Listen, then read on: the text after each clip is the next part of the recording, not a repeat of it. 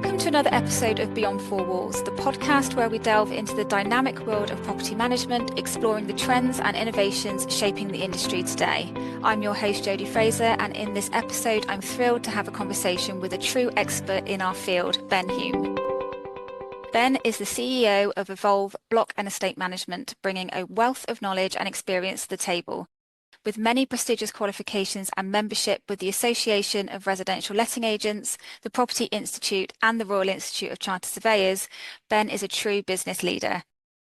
His unique top-down approach ensures that Evolve Block and Estate Management stays at the cutting edge, making decisions that truly protect and benefit their clients.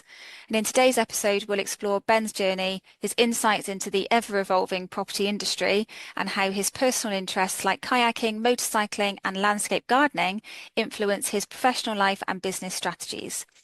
So whether you're a property enthusiast, a fellow industry professional, or simply curious about what goes on behind the four walls of a property management company, this episode is for you. Welcome, Ben. Thank you so much for being with me.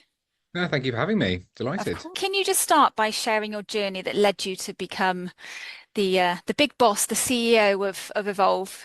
I think it started off about 12, 13 years ago. I started in the lettings world. Got to start somewhere. A lettings administrator in the property management team. And I found that I enjoyed problem solving. You know, I've got a leak, I've got this, I've got that. And it was finding solutions and spinning the plates and getting things sorted out. And I thought I really enjoyed it. It was the challenge of trying to match expectations and solve a problem, and that thrill when you get that thing resolved. That sort of migrated to becoming full lettings property manager. And I was like, yes, I'm enjoying this. I've got a branch.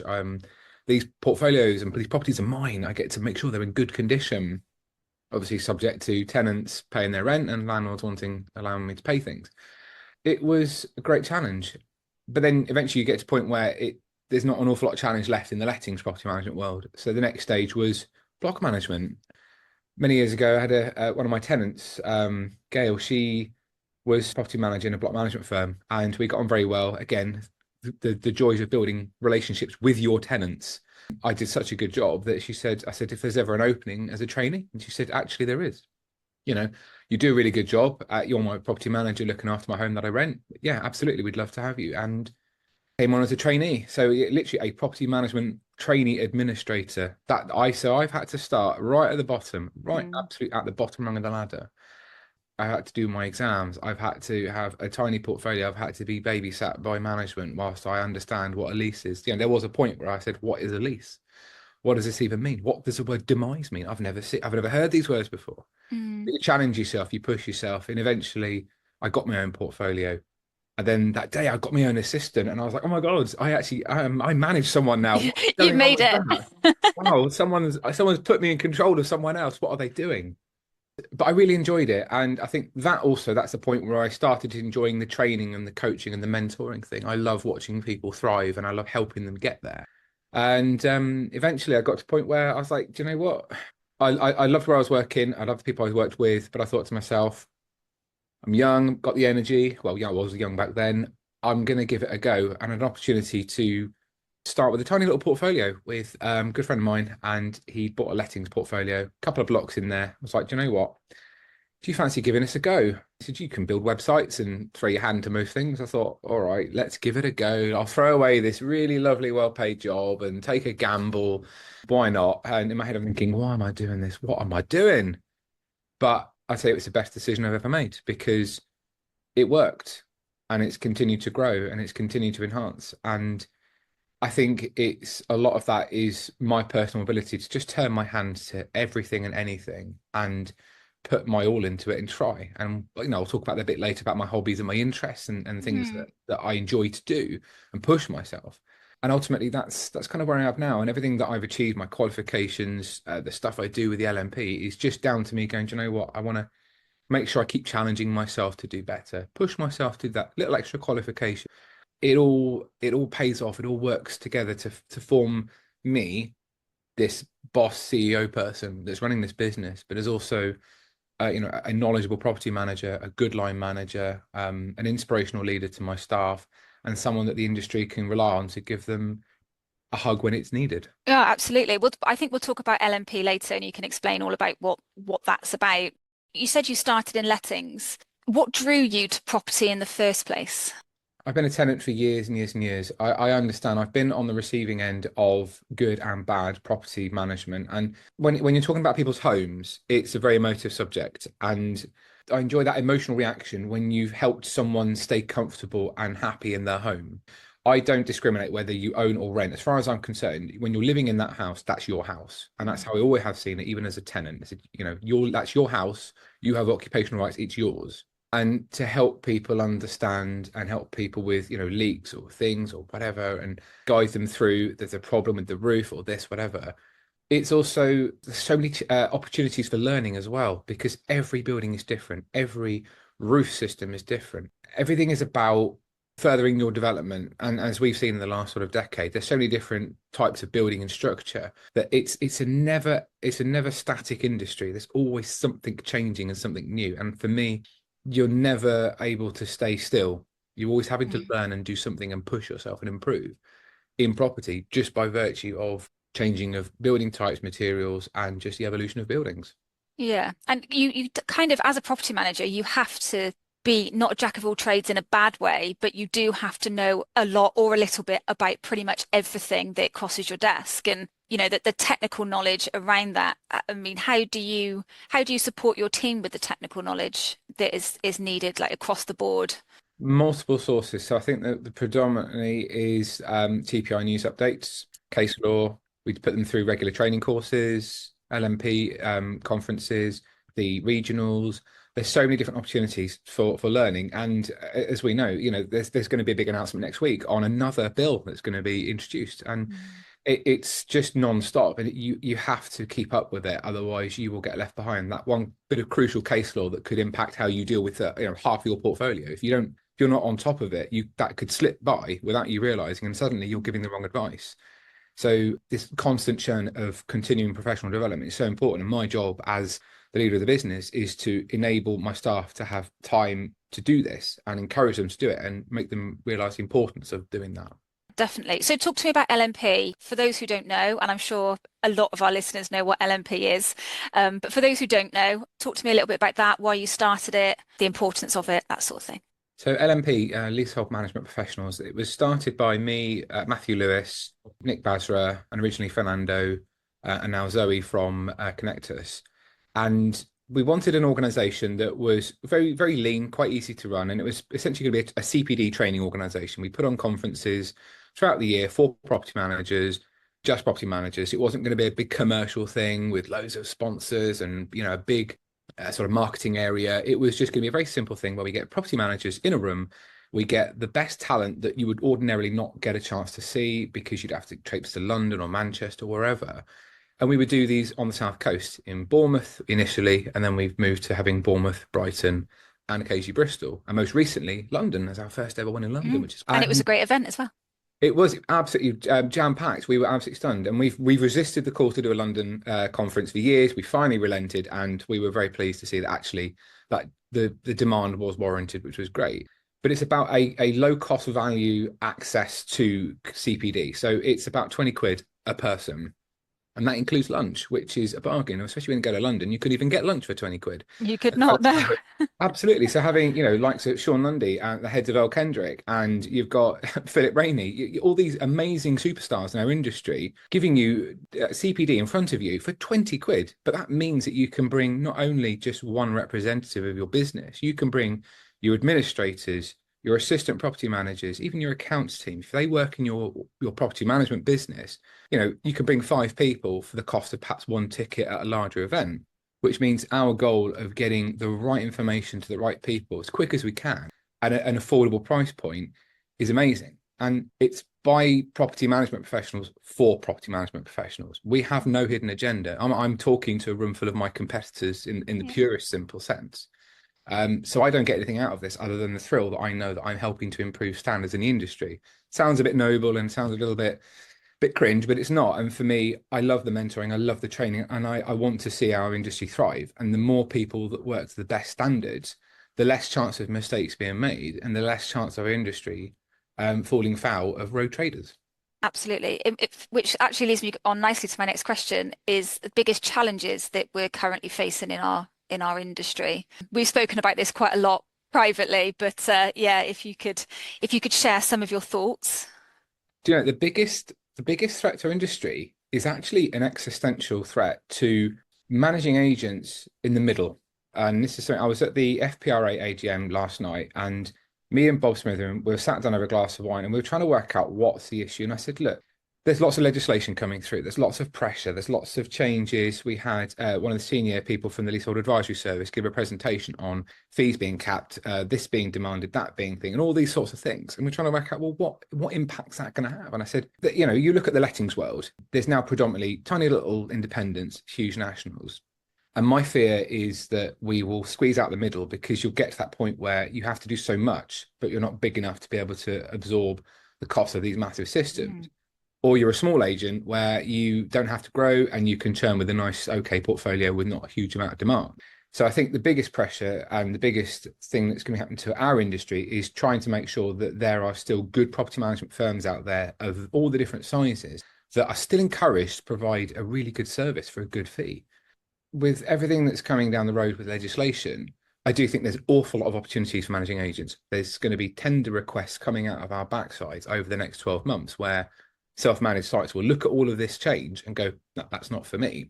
And we want to make sure that they're still managing agents that are qualified, regulated, and there to be able to take up those inquiries and provide a really good service.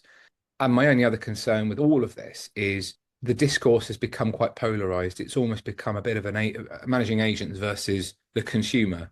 And, one's being demonized, the other one's being given a moral authority to say and do as they please. We already know that there's a recruitment crisis in the property management industry as it is because of what's happening. And we've got to be very careful that we don't accidentally sleepwalk into a situation where property managers just don't really see this as a viable industry. And actually, it's a great industry. I love our industry. I think it's fantastic. Some of my closest friends are in this industry and some of the most cleverest, most engaging, most amazingly friendly people in this industry.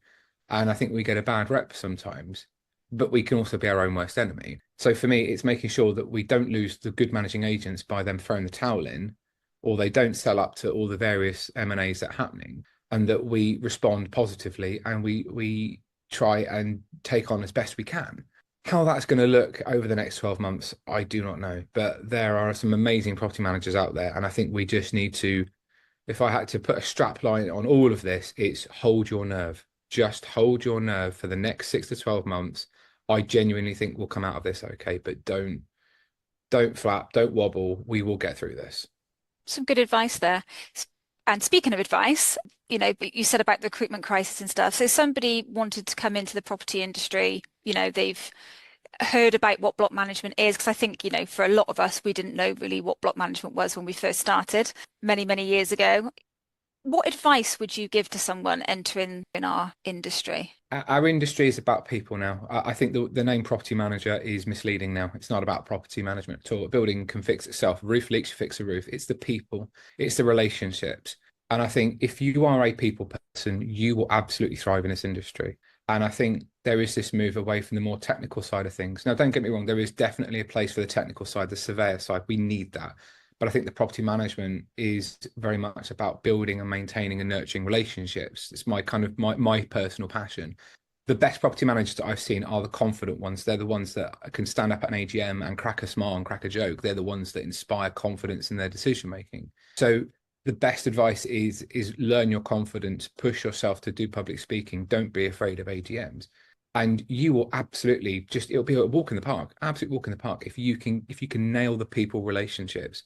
And it's very easy to do. I've seen some really nervous property managers that I've encouraged to just go, it's fine. Just stand up at an AGM and go, hi, my name is such and such. Or pick up the phone and have a conversation. Stop having email tennis matches. Those people that are born people, they thrive in our industry. And I think as a business leader and the conversations I have with our industry is we should be targeting those people that thrive off of our fellow human beings. And the best property managers I know are built that way. There are more people coming into the industry that are coming from the people skills background, your soft services, your retail. Those are the people that thrive, absolutely smash it in this industry. So I'm confident that the pipeline is still there. But I think as a property management company, we often say, you must have experience with this, you must know how to read a lease. Actually, no, our job descriptions have now changed to, can you answer the phone? Can you be confident a public speaker? Are you able to build relationships? Are you a people person? And I think as we're starting to change that, I think we will solve the recruitment crisis, because we're actually advertising for the right people. We're advertising for a role that actually doesn't exist anymore. No, I completely agree with you. And I've always said, you employ the people who can do the job, because you can teach property management. You can teach somebody to read a lease. You can teach somebody to do the TPI qualifications and all that kind of stuff, but you cannot, especially now, I think everybody does hide, and I can be guilty of it sometimes, hiding behind an email, because you're feeling anxious about something. But if you've got, as you say, just have that confidence to step out of that comfort zone and say what you need to say. And I think, on the flip side of that, I can understand why there's a lot of email, tennis or whatever it was you said, because it can be quite a litigious industry at times, and you kind of want that backup in writing to say, well, no, I didn't say that, or no, here's the information that I did provide to you. So, it's getting that balancing act, isn't it? There is definitely this fear that if you don't have it in writing, you'll get thrown under the bus. And I always say to my colleagues, if you do have a conversation, just send an email summarizing. If you do need an instruction, just say, like, I'm just going to send you a quick email following this. Could you just reply confirming it?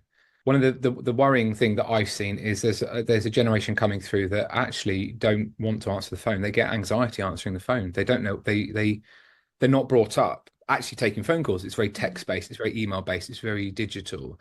They're not used to just picking up a phone and not knowing who it is.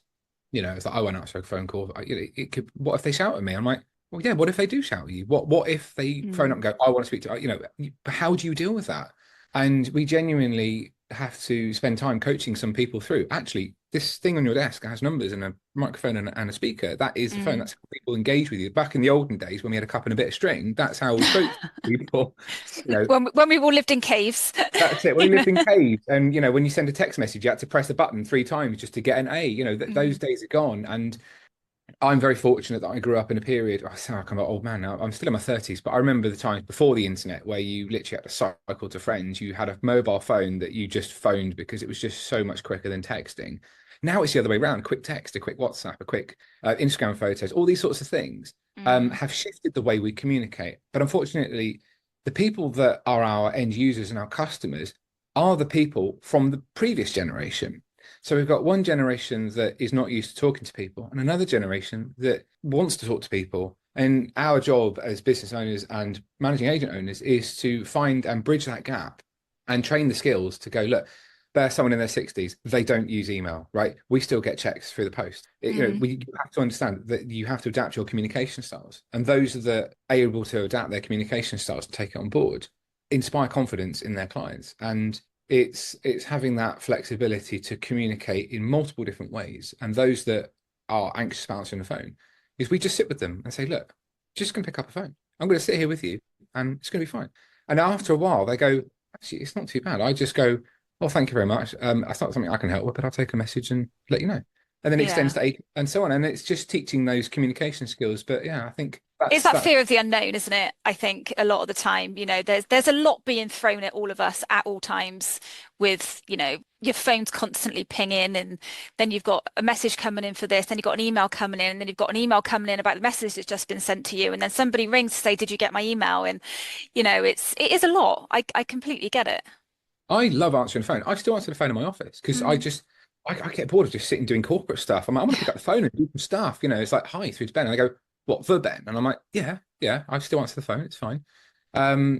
And they're like, well, and I'm like, okay, well, let me look into this. Okay, well, it's not something I can help with, but I will make sure a message gets passed on, and I deal with it. I don't know who's going to be on the end of that phone, but I like that. And again, that's the reason why I got into property. I like having something thrown at me. At the FPRA thing last night, I did some one-to-ones with a couple of directors who come to these things with problems. I don't know what they're going to bring. They're just plonking leases on the table going, this is a problem. And I'm like, oh, great. Okay. Roll my sleeves up. Let's get stuck in. And I think that's what makes you a property manager. But the fear of the unknown is absolutely fine. And I always teach my colleagues, and I've spoken about this at the LMP conferences, it's okay to not know something. It's Absolutely fine. In fact, actually, some of the best customer services you can possibly provide is saying no or I don't know, and giving them somewhere to go or signposting them to something. And it's okay. And I have to teach me, it's okay to not know something. It's all good. As long as you're upfront, isn't it? Is that people just appreciate honesty. They don't want to be fobbed off. Even if you just say, as you said, is if you can't help, I'm terribly sorry, I can't help with that, but I will pass it on and make sure somebody rings and, following up with that person to make sure that they do bring them back. It's tricky. But talk to me about your hobbies, mainly sort of your landscape gardening, because that led you to helping in the property world, didn't it? I love gardening. It's very cathartic, and as everyone will know, I keep my lawns incredibly immaculate. Love my trimming. Although our board collie does have a habit of just going, I'm just going to dig a hole here. Thanks for that. Appreciate it. Well, of course, that's Absolutely. what they do. They do. She's like, oh, I know you've just mowed the lawn, but I'm just going to rip up that corner. But it's important to get out. I love getting out in nature and doing stuff and trimming and planting and watering and cutting because it's something that grows. It's a living thing. And it's nice to have somewhere to relax in the garden. And during the summer, you put the solar lights on at night and you're sat out, you're looking at your Acer plants, you're looking at this plants. And I love building water features and quirky things and putting some edging in here and going to B&Q and spending half my time in the garden centre going, oh, that's a nice ornament. Still in my 30s, I wouldn't say that, but it's nice to just do that.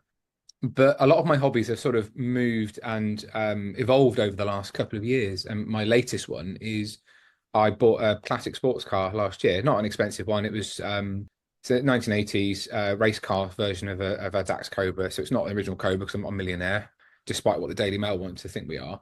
For me, it was a challenge. I wanted to give myself something to do with my hands. And like landscape gardening, I've taught myself auto electrics. I wired in a full sound system into the car. I've never done that before in my life, but I challenged myself to do it. I've been doing work on the engine. I've stripped the carburetor off and I've put an electric fuel injection kit on. I've upgraded parts of the engine. I've put electrical components in. All these things I've challenged myself to do, like the landscape gardening and doing things with your hands.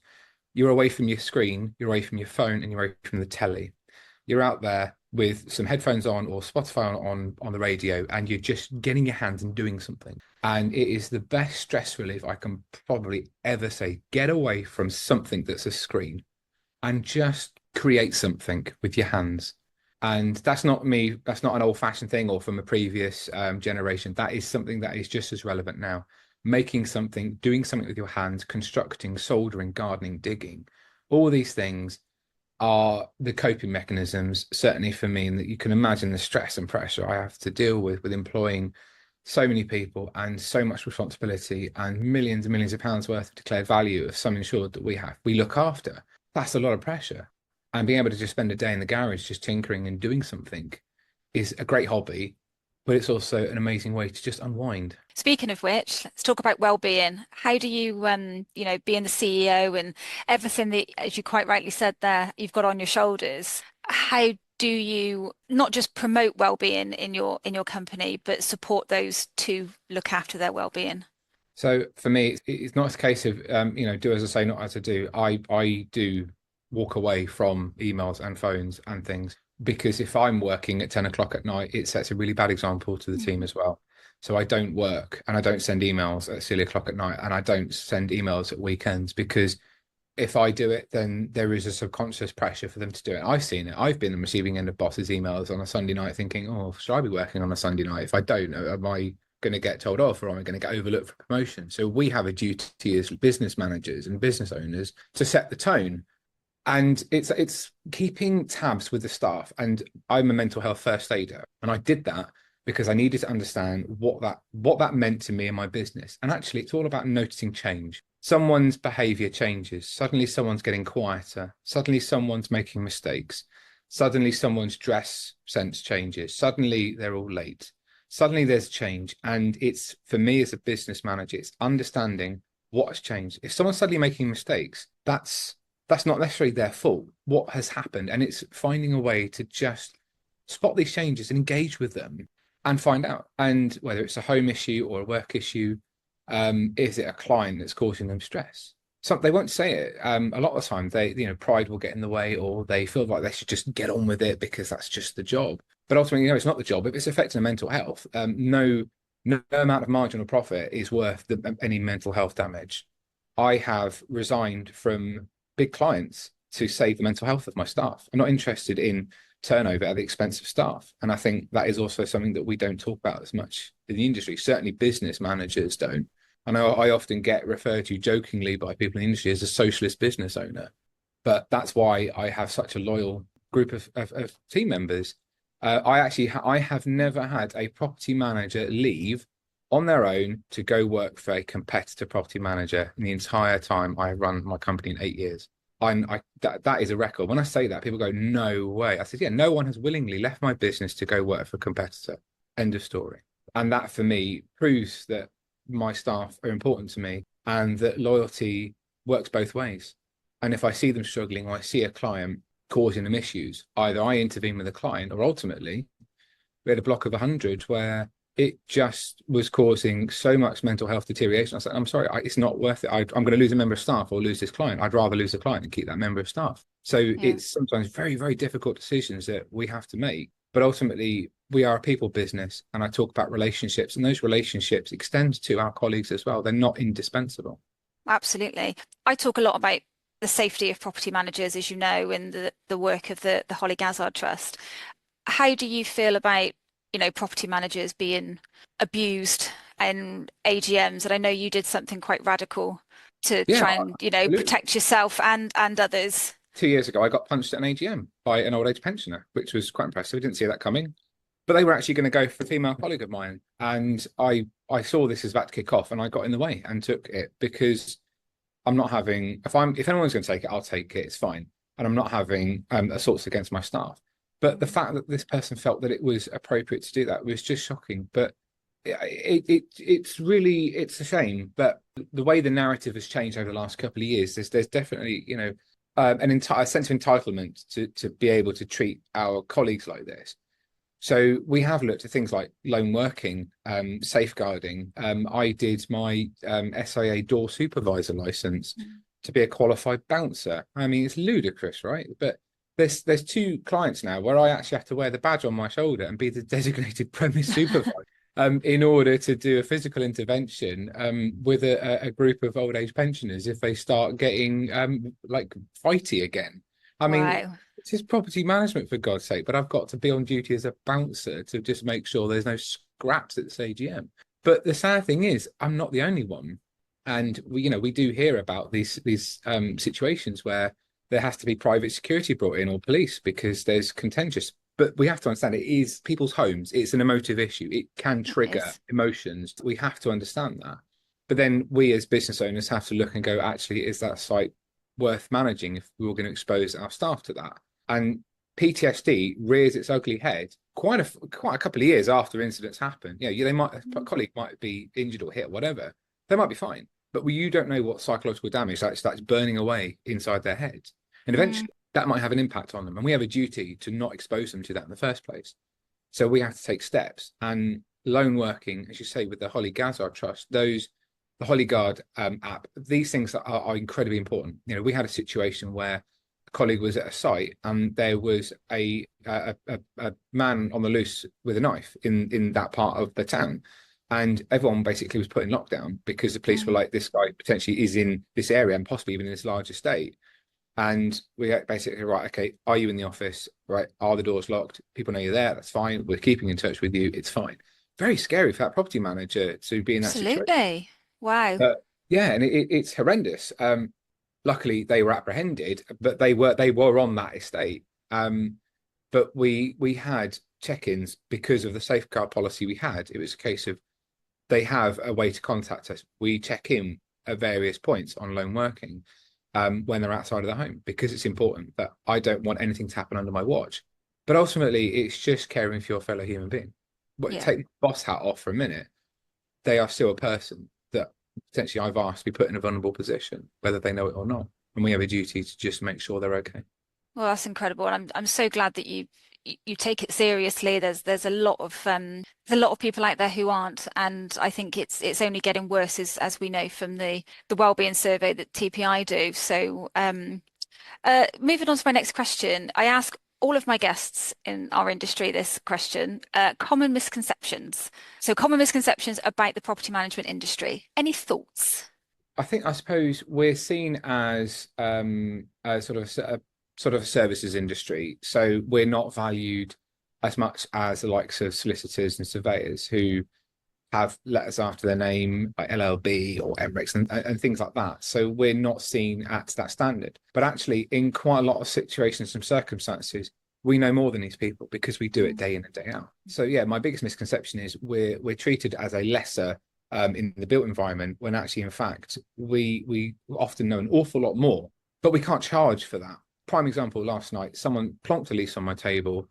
I actually worked out what year it was just by looking at the type font, how it was laid out, and I said, "Oh, that's an early 1980s. You're looking for this for that, or that we schedule such and such paragraph." Flick through 30 seconds. I'd worked out the year end computing date. Can they have a reserve? And she went, "I paid a solicitor £1,000 for that. You've just done it in 30 seconds." And I was like, "Oh, I'm in the wrong job." But Yeah, that's £30,000, please. exactly. And I'm just thinking to myself, but that the misconception is that because we're not solicitors, that we don't know what we're doing. And in fact, I got to that in 30 seconds. We absolutely know what we're doing. We are incredibly qualified. I've got some property managers that can literally read a lease and tell you within about a minute everything you ever wanted to know based on and compare it to case law. But because we're not solicitors, we're not treated or valued as such, and we can't charge as much. But in reality, we should be paid just as much as these people. But because we're referred to just a property management company, we're just seen as just some high street property managers, da da da da.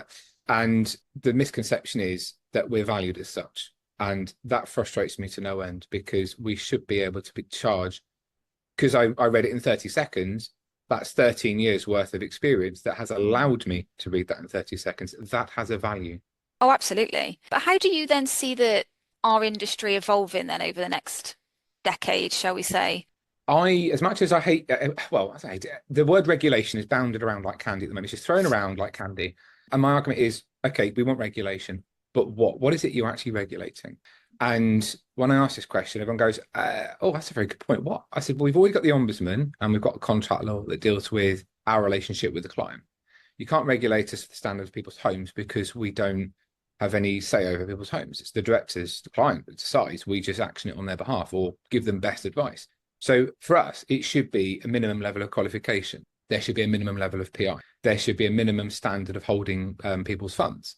How that's governed, I don't know. Whether it's an FTT thing, whether there is a regulator, whether the TPI becomes a mandatory thing. But I think for us, if we can have a minimum standard of qualifications to prove that to do this job, you must be qualified to a level, we'll then be able to then say, we have to be qualified to this level. You cannot be a property manager without these letters after your name, which gives us a fighting chance to be able to go, no, we are qualified. We have to be. That qualification costs time and money. Therefore, we can justify the fees that we can then want to charge. At the moment, property managers with no letters after the name would have a hard time justifying their fees.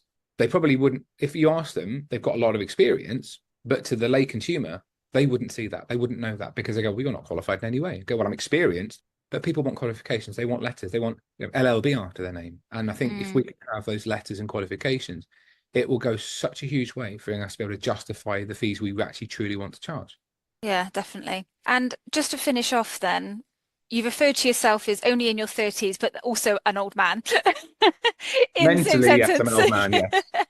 But what legacy do you hope to build through ultimately through your leadership at Evolve, but also with LMP and all of the other endeavors? What do you want to leave on the industry? My legacy is actually stop saying, oh, I'm surviving. We should be saying I'm thriving.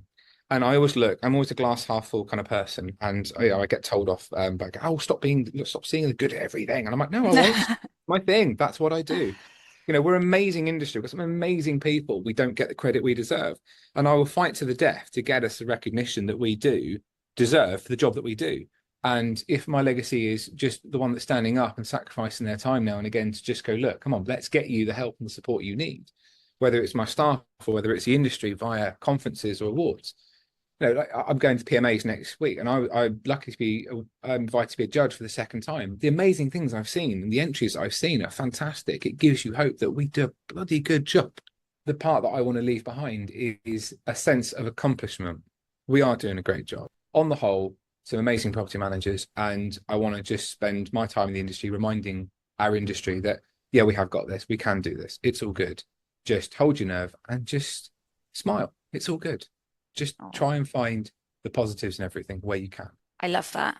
Is there anything else you'd like to add before I let you go? How can people find you? Is there anything else you'd like to say? Follow me on LinkedIn. I'm not opinionated, but I do like to ask nice constructive questions or throw something out there and get a nice Discord going. I don't bore people with self-gratification and adverts. Not too much. I do now and again go, hey, I'm amazing. Just to keep the ego boosted just a little bit, just to reassure myself that I'm doing an okay job. But yeah, I try and get out to conferences and events and things. And those that don't go to some of the awards nights in our industry think it's a bit of a pat on the back exercise. Don't. These things are amazing social events. If you don't engage the industry, please make the efforts to come to these conferences and these awards nights. They are a great opportunity for us to all get together and celebrate what's great in this industry. And those positive events, you'll always find me at. Come find me, usually wearing some outrageous tuxedo, and come and have a drink. Let's have a chat. And always happy to chat with anyone, no matter what level you are, administrator through to CEO. Let's have a chat and let's have a laugh. It's just a job at the end of the day. Don't stress out. It's all good. Absolutely. Well, I'll see you at the PMAs next week. Very exciting. And thank you so much for your time. I appreciate it. Thank you for inviting me on. Thank you. Thank you so much for taking the time to listen to my latest podcast. You can find me on LinkedIn and Instagram. The links are in the show notes. Or you can contact me on jodie@jodiefraser.com. For more content and updates, don't forget to subscribe to this podcast on your favourite platforms. Thank you once again for listening. Until next time, take care.